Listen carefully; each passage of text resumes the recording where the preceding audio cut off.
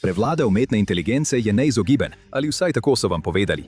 Ko enkrat naložite fotografijo ali glasovno sporočilo, je zavedno izgubljeno, posrkano v sisteme umetne inteligence, ki hranijo neustavljivo lakoto po podatkih. Toda kaj, če to ni vsa resnica?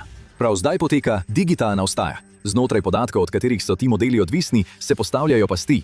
Raziskovalci so ugotovili, kako lahko z le nekaj spremenjenimi JPEG-i izvedejo lobotomijo na modelih umetne inteligence. In to deluje. Kaj se zgodi, ko zbiralci podatkov ne le učijo iz interneta, ampak se zaradi njega začnejo kvariti? Recimo, da nekdo v model umetne inteligence vpiše preprosto zahtevo. Zahtevajo fotorealističnega psa, ki teče skozi park. To je nekaj, kar sposoben model vedno brez težav ustvari. Tokrat pa so rezultati drugačni. Noge se ne povežejo pravilno. Pojavijo se dodatni sklepi tam, kjer jih ne bi smelo biti. Obraz se rahlo spremeni v nekaj izsrhljive doline. Dlaka izgubi strukturo in jasnost. Videti je, kot da je nekaj tisočkrat videlo psa, vendar v resnici ne razume, kaj pes je. In to je delo zastrupljenega modela umetne inteligence. To ni napaka. Model še vedno počne to, za kar je bil izurjen. Težava je v tem, na čem je bil izurjen. Zastrupljen model umetne inteligence nastane, ko nekdo poseže v podatkovni nabor, iz katerega se uči. Med učenjem potaknejo manipulirane ali zavajajoče primere, da model začne prepoznavati napačne vzorce. Nihče ne rabi vdreti v sistem ali karkoli hekirati. Umetniki in ustvarjalci preprosto objavijo svoje delo na spletu, kot so to vedno počeli. In potem pridejo zbiralci podatkov. To so avtomatizirani boti, ki prečesavajo internet in pobirajo ogromne količine slik, besedil in zvoka spletnih strani. Ne razumejo, kaj zbirajo. Preprosto vse posrkajo, da ustvarijo učne nabore podatkov za modele umetne inteligence. Tu se začne problem. Med vso to običajno vsebino se zberejo tudi zastrupljeni primeri. Takrat nič ne izgleda narobe. Past se razkrije šele kasneje, med naslednjim učnim ciklom. Ekipa na Univerzi v Chicagu je to teorijo preizkusila v praksi. Modelu Stable Diffusion so dali približno 50 spremenjenih slik psov, nato pa so zagnali model umetne inteligence. Skoraj takoj so bile slike popačene. Vsaka je imela nekaj narobe. Ekipa je nadaljevala. Ko so prišli do približno 300 zastrupljenih slik, je model začel ustvarjati slike mačke. Model se uči na milijardah slik, vendar se za posamezen pojem, recimo psa, v resnici opira le na nekaj tisoč slik. Če pokvariš majhen del, se vse začne podirati. Ne potrebuješ milijonov slabih datotek. Potrebujete manj kot 1% pravih slik usmerjenih v pravi pojem. Ti modeli niso izolirani. Poganjajo Midjourney, DALL-E in orodja za obdelavo slik vgrajena v vaš telefon. Torej, če se en sistem pokvari, posledice ne ostanejo omejene. Razširijo se. To je uvodni strel nove vrste boja in ljudje, ki to počnejo, niso konkurenčni laboratoriji ali zlonamerni akterji. To so ilustratorji, fotografi, ustvarjalci in običajni uporabniki z brezplačno aplikacijo. In vsi imajo razlog, da so besni. Toda preden gremo naprej, si predstavljajte to. Vsak dan ste na spletu. Preverite svojo e-pošto, odprete nekaj aplikacij, iščete stvari, pretakate videoposnetke, morda celo vse to počnete med potovanjem. In za vas je to popolnoma normalno. Toda v ozadju lahko vaš ponudnik interneta, oglaševalci, omrežni skrbniki in včasih celo vlade ustvarijo presenetljivo podrobno sliko o tem, kaj počnete na spletu. Da bo jasno, noben VPN vas ne more zaščititi pred vsem. Še vedno morate biti pametni na spletu. Ne klikajte sumljivih povezav, ne posredujte osebnih podatkov s sumljivim e-poštnim sporočilom in nikakor ne zaupajte tako imenovanemu princu Nigerije. Dober VPN je pomembna plast zasebnosti, saj zasebnost ne bi smela biti nekaj, na kar pomislite šele, ko gre kaj narobe. Morala bi biti privzeta. In prav zato je zgrajen Proton VPN. Proton VPN pomaga ohranjati vašo zasebnost pri brskanju, kjerkoli ste. Ne glede na to, ali ste doma, na poti ali pa samo poskušate preprečiti sledenje vaši spletni aktivnosti. Njihova politika brez shranjevanja dnevnikov je bila preverjena s strani neodvisnih revizorjev. Proton pa podpira fundacija, ki je predana zasebnosti, preglednosti in pravicam uporabnikov. Proton VPN je tudi popolnoma odprtokoden, kar pomeni, da je njegova koda javno dostopna za pregled. Namesto da bi vas samo prosili za zaupanje, vam Proton omogoča, da preverite, kaj počnejo. In zasebnost ne pomeni nujno počasnosti. Proton VPN ponuja hitre povezave z VPN Acceleratorjem in NetShieldom, ki blokira zlonamerne oglase in sledilce, še preden vam pokvarijo izkušnje brskanja. Prav tako vam omogoča več svobode na spletu. Povežete se lahko prek strežnikov po vsem svetu, da vsebin dostopate varneje med potovanjem in ga uporabljate za pretakanje, igranje iger ter P2P izmenjavo datotek. Pri tem pa vaša spletna dejavnost ostane bolj zasebna. Tako da, ne glede na to, ali želite prepričati oglaševalcem, da vas spremljajo, ohraniti zasebnost svojega brskanja pred ponudnikom internetnih storitev ali preprosto prevzeti nadzor nad svojim spletnim življenjem, Proton VPN omogoča preprosto varovanje zasebnosti. Kliknite povezavo v opisu ali pojdite na protonvpn.com/ oziroma protonvpn.com/theinfographicshow, da ob prijavi na dvoletni načrt Proton VPN prejmete do 70% popusta. Nihče ne zastrupi svojega dela za zabavo. To naredijo, ker imajo občutek, da jim je bilo njihovo delo odvzeto. Ta občutek ne nastane kar tako. Vse se je začelo s krajo. Leta so podjetja, ki gradijo te modele, obravnavala odprti splet kot skladišče. Z njega so pobrali milijarde slik, glasov in odstavkov. Izvirni ustvarjalci niso bili nikoli vprašani, niti nikoli plačani. To je bil rob, preprosto in jasno. Velik del tega plena je pristal v enem odprtem naboru podatkov, imenovanem Lion 5B, ki je vseboval ogromen nabor podatkov s 6 milijardami slik in pripadajočim besedilom. Stable Diffusion se je učil iz tega, prav tako pa večina umetnosti, ki je sledila. To je bila stisnjena različica vidnega interneta, zložena v nekaj, iz česar so se učile naprave. Potem so umetniki začeli posvečati pozornost. Začeli so prepoznavati svoja lastna dela v rezultatih. Slogi in tehnike, za katere so bila potrebna desetletja razvoja, so bili reproducirani v nekaj sekundah. Do leta 2023 je generator lahko v trenutku posnemal poteze čopiča in talent umetnika. Izkušnje, pridobljene v celotni karieri, so bile zmanjšane na poziv in razvrednotene z orodjem, ki ga je bilo mogoče uporabljati brezplačno. Konceptualna umetnica Carla Ortiz je skupaj z drugimi umetniki leta 2023 tožila podjetje Stability AI. Podjetje Getty Images je približno v istem času vložilo svojo tožbo. Tožbe so se vlekle, medtem pa se je zbiranje podatkov nadaljevalo in modeli so se izboljševali. Podjetja, ki stojijo za temi modeli, so odkrito priznala svoje prakse. Podjetje OpenAI je britanskemu parlamentu povedalo, da bi bilo brez uporabe avtorsko zaščitenih del nemogoče ustvariti današnje najboljše modele. Res je, obstajali so obrazci za izključitev, vendar so odgovornost preložili na ustvarjalca. Namesto da bi vnaprej prosili za dovoljenje, so morali umetniki sami poiskati obrazce za posamezne modele enega za drugim in upati, da bodo upoštevane. Ravnotežje moči je ostalo pri razvijalcih, zato so se umetniki prilagodili. Običajne naložitve so se spremenili v orožje, ena datoteka naenkrat.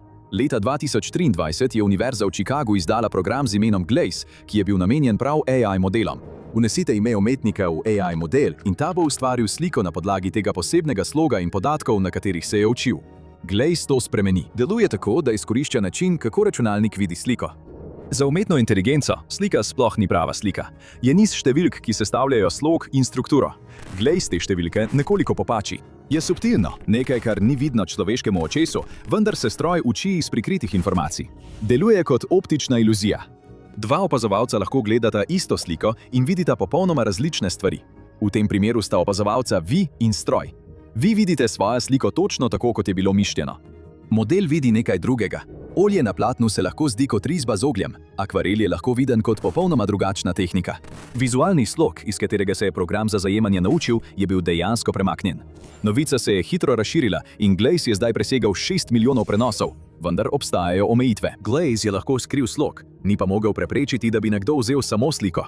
In vsakič, ko so ljudje našli nov način za spreminjanje slike, so se programi za zajemanje vrnili z boljšimi načini za njeno obnovitev.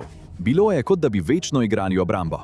Ustvarjalci so potrebovali nekaj, kar bi lahko končalo ta boj. Potrebovali so strupeno pilulo. Prišla je januarja 2024 in to je bil Nightshade. Še en izdelek Univerze v Chicagu. Imel je en cilj – okužiti. Slika, ki gre skozi Nightshade, bo videti povsem normalno, tako človeškim očem kot stroju. Vendar je kot trojanski konj. Če je stroj zurjen na tej eni sliki, model se začne učiti neumnosti. Rezultati so skoraj smešni. Klobuki se spremenijo v torte, torbice v tosterje in avto je narisan kot krava. Za umetnike in ustvarjalce se je to zdelo kot maščevanje. Leta so podjetja za umetno inteligenco samodejno pobirala umetniška dela za učenje svojih modelov. Zdaj se je prav tisto, kar so vzeli, lahko obrnilo proti tistim, ki so to vzeli. Popraševanje je bilo takojšnje.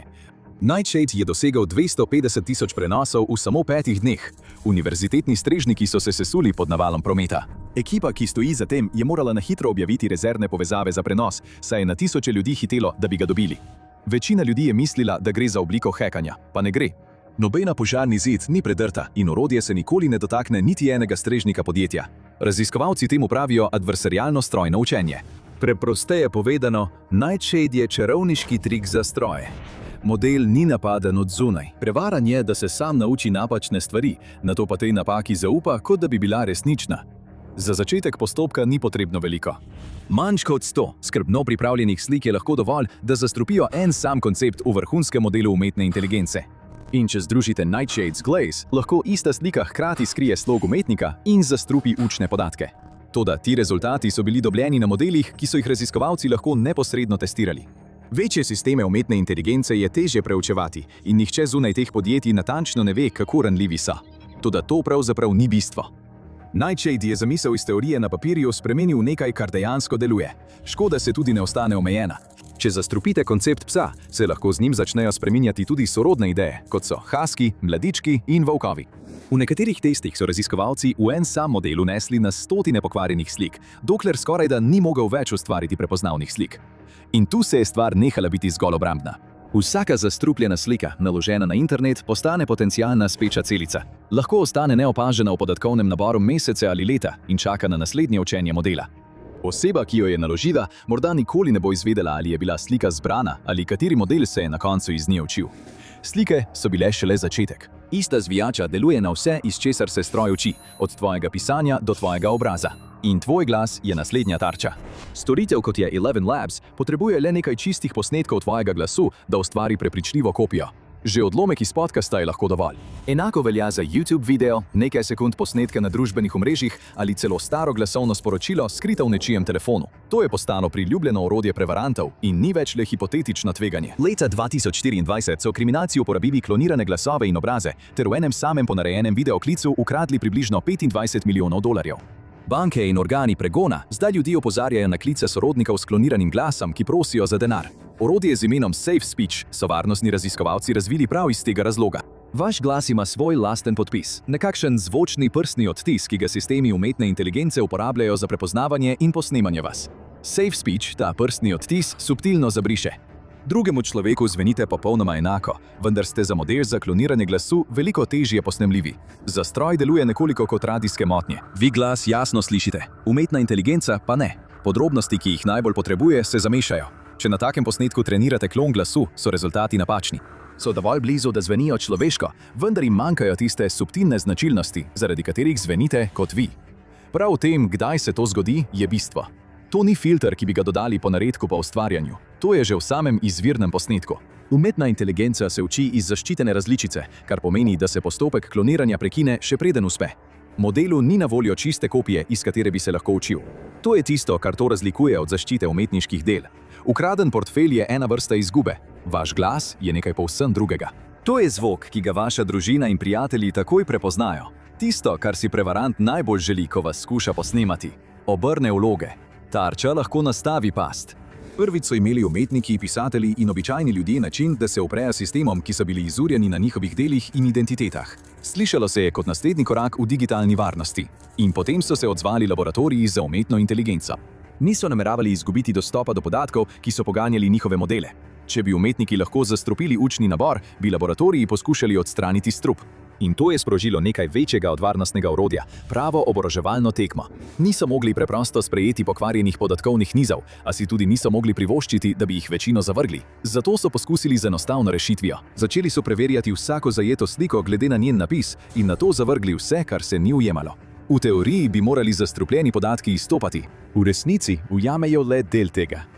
Testi na teh sistemih kažejo, da zaznajo morda 40 do 60% zastrupljenih slik. Ostalo se izmuzne skozi. In potem je tu še drug problem. Prav tako izbriše veliko čistih podatkov, zaradi česar ima model na voljo ali okužene podatke ali premalo podatkov za učenje. Zato so poskusili nekaj drugega. Vsako sliko so začeli čistiti s posebnim modelom za čiščenje, preden so začeli z učenjem, da bi odstranili vse sumljive stvari. Zveni pametno, vendar je počasno in drago in še vedno ima omejitve. Ker se zastrupitev prilagaja, jo umetniki zasnujejo tako, da preživi ta postopek čiščenja, zato se na drugi strani ponovno pojavi, kot madež, ki ponovno pronica skozi. Kmalu potem, ko je Glaze zaživel, je ena raziskovalna skupina sporočila, da je že prebila zaščito. Zato je ekipa iz Chicaga izdala močnejšo različico. Vsakič, ko je bil program prebit, so razvili nov popravek. Bila je vojna izčrpavanja. Tudi če ima glas vgrajeno zaščito, še vedno obstajajo načini, da se nekatere dele odstrani, ga dovolj obdela in del te zaščite začne bledeti. V nekaterih primerih postane opazno šibkejša, ne izgine, ampak je dovolj poškodovana, da to že vpliva. Zastrupljevalci za zdaj zmagujejo. Razlog za to je neenako razmerje moči. Imate majhne ekipe, ki nenehno preizkušajo nove trike javno. Po drugi strani pa peščica laboratorijev za umetno inteligenco poskuša krpati luknje, ko se pojavijo. Tako se vsakič, ko laboratorij uvede popravek, ta takoj preizkusi in skoraj takoj se pojavi nova različica, prilagojena ravno toliko, da jo obide, običajno v nekaj tednih. In vse to ima svojo ceno. Ta najprej ne pade na laboratorije, ta pade na ljudi, ki modele urijo s podatki. Celoten poslovni model umetne inteligence je bil zgrajen na obljubi, da bodo podatki brezplačni, neskončni in čisti. Strup uniči idejo čistosti. Ko to izgine, tudi preostali dve trditvi ne zvenita več resnično, ker zdaj ničesar ne moreš več imati za samoumevno. Zastrupljena datoteka je videti enaka kot prava. Ni oznake ali opozorila, zato se vsak nabor podatkov spremeni v nekaj, kar je treba preveriti ročno ali z orodji, ki še vedno veliko stvari spregledajo. Učenje vrhunskega modela že zdaj stane več 100 milijonov dolarjev, vsaka dodatna faza čiščenja pa ta račun še poveča. Ena sama zastrupljena serija lahko projekt zavleče za tedne. In to je bistvo. Cilj nikoli ni bil uničiti enega modela za zabavo. Cilj je bil narediti ukradene podatke dražje od plačanih podatkov. Že obstaja zakonita, čistejša metoda, ki se uporablja. Adobe je svoj Firefly orodje učil na slikah iz Midjourneyja. Shutterstock ima podobne dogovore. Če želite čiste, kakovostne podatke, jih morate plačati. To je resen problem za industrijo. Investitorji so vložili desetine milijard v umetno inteligenco na podlagi enega samega upanja, da bodo podatki ostali poceni za vedno. Ta stava zdaj ne izgleda več tako zanesljiva. Dolgo časa je veljalo prepričanje, da če nekaj ustvariš, je to tvoje. Zbiralci podatkov so ta dogovor raztrgali, ne da bi kogarkoli vprašali. Podjetja za umetno inteligenco so ravnala, kot da je človeško delo zastonj, neskončno in da ne pripada nikomur. To je bila prvotna napaka. Slike so bile pobrane, fotografije prenesene, glasovi, obrazi, videoposnetki so bili zbrani v ogromnih količinah. Če je bilo na spletu, je bilo vse dovoljeno. Soglasje se je zdelo neobvezno. V vsaki drugi industriji je standard ravno nasproten. Fotograf licencira sliko, preden jo uporabi blagovna znamka. Glasbeniki pridobijo dovoljenje za vzorce, preden skladba izide. Tudi filmski studiji plačajo za vsak kader arhivskih posnetkov, ki ga uporabijo. Delo milijonov ljudi je bilo obravnavano, kot da ne pripada nikomur. Te bitke niso ustvarili umetniki. Ustvarili so jih laboratoriji za umetno inteligenco in ljudje, ki njihove modele učijo. V trenutku, ko je bilo delo vzeto brez vprašanja, se je ravnotežje spremenilo. Vse, kar je sledilo, je bila le reakcija. Ne moreš zgraditi imperija na ideji, da ljudje niso pomembni, in potem biti šokiran, ko se ti isti ljudje uprejo in začnejo spraševati, kako sistem deluje. Ker težava ni zapisana v pogodbi ali na strani s pravili, vgrajena je v sam način, kako se modeli sploh učijo. Vsak dosedanji varnostni ukrep je poskušal vljudno nadzorovati vedenje prek obvestil o avtorskih pravicah ali obrazcev za odjavo, vendar nič od tega dejansko ni ustavilo zbiranja podatkov. To je drugače. Prvič, lahko ena sama oseba vpliva na to, kaj se bo sistem naučil naslednjič, in sistem tega ne more prezreti. Ker ljudje prevzemajo pobudo proti AI zbiralcem podatkov, postaja digitalna kraja težja, še posebej, ko gre za prevare. A to ni prvič, da so se ljudje morali upreti. Oglejte si, kdaj so prevaranti naleteli na napačne ljudi, da izveste, kaj se zgodi, ko karma udari nazaj. Ali pa kliknite na ta video.